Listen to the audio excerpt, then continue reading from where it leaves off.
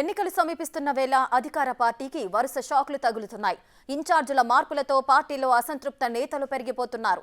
ఇప్పటికే టికెట్ దక్కని ఎమ్మెల్యేలు, ఎంపీలు పార్టీని వీడుతున్నారు. ఈ జాబితాలో మరో ఎమ్మెల్యే చేరేందుకు సిద్ధమయ్యారు.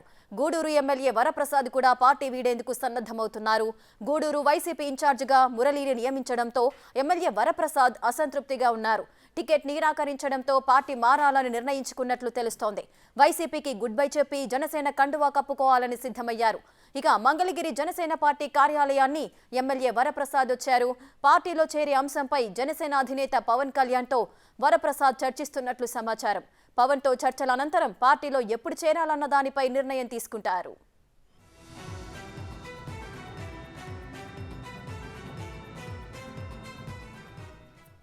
రైట్గా ఇన్ఛార్జీల మార్పులతో పార్టీలో అసంతృప్త నేతలంతా కూడా పార్టీని వీడడానికి నిర్ణయించుకున్నారు. ఈ నేపథ్యంలోనే వరప్రసాద్ కూడా జనసేనలో చేరబోతున్నారు. మరింత సమాచారం ప్రతినిధి శివ అందిస్తారు. శివ,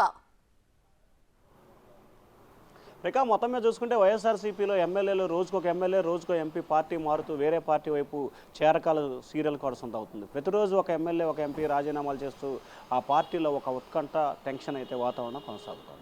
తాజాగా వైఎస్ఆర్సీపీకి సంబంధించి కూడా ఉమ్మడి నెల్లూరు జిల్లాకు సంబంధించిన ఎమ్మెల్యే, గూడూరు ఎమ్మెల్యే కొద్దిసేపు క్రితమే వరప్రసాద్ జనసేన పార్టీ కార్యాలయానికి రావడం జరిగింది.